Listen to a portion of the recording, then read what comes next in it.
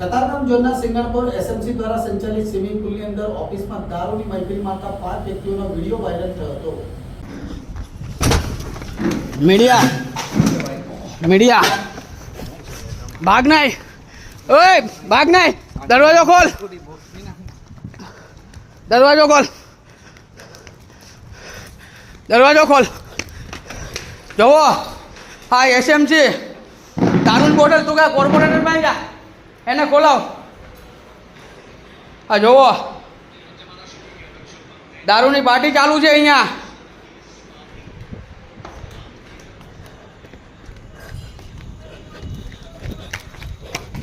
ओए ऊपर आ.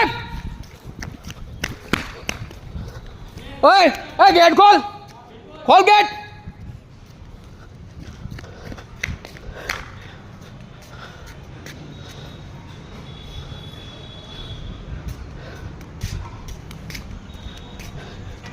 भाग नहीं ओए, यहाँ ओए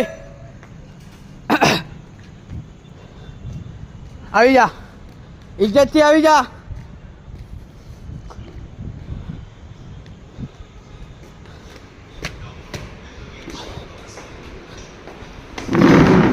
આ દારૂની બોટલ છે, આ નોનવેજ ખાવાનું.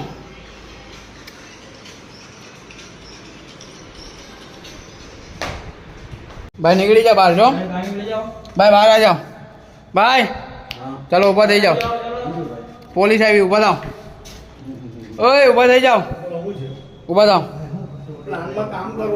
હા ઊભા થઈ જાઓ. ચાલો ઊભા થઈ જાઓ, કોઈ વાંધો નહીં. ઊભા થઈ જાઓ, આવી જાઓ, બહાર આવી જાઓ. નરેન્દ્રભાઈ ને બોલાવજો, વિડીયો ચાલુ રાખ.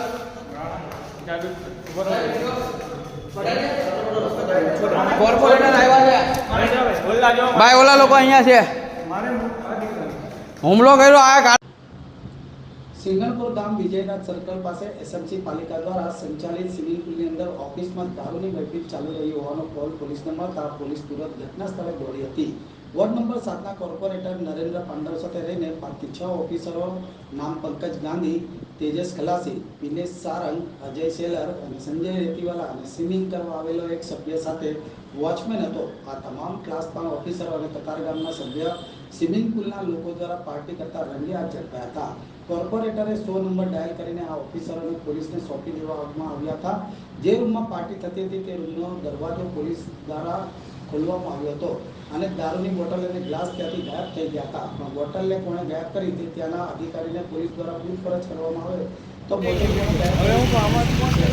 પોલીસે તેમને સાથે રાખી અને તપાસ કરતા જમવાની પ્લાસ્ટિકની બાટલીની દીસો પ્લાસ્ટિકના વપરાયેલા ગ્લાસ જ્યારે વિડીયોમાં ભાઈ અહીંયા કર્મચારી લિસ્ટ જોઈ લે.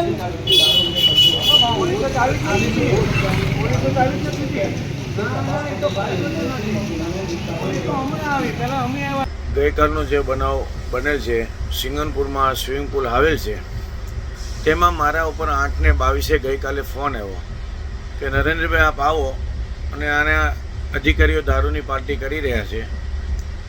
જેથી હું તાત્કાલિક અધિકારી મીડિયાવાળા ભાઈઓ સાથે હતા, સ્થળ ઉપર જઈ અને એમાં 2 જણા ગેટ ઉપર કૂદી અને ડાયરેક્ટ રેડ પાડી.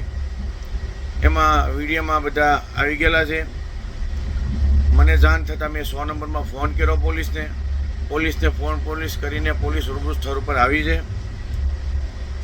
જે સોસાયટીના રહીશોને જે વારંવાર રજૂઆત કરતા હતા, એમને એમ લાગ્યું કે ભાઈ નરેન્દ્રભાઈ પાંડવને હું રિંગ કરું એટલે મને જાણ કરી.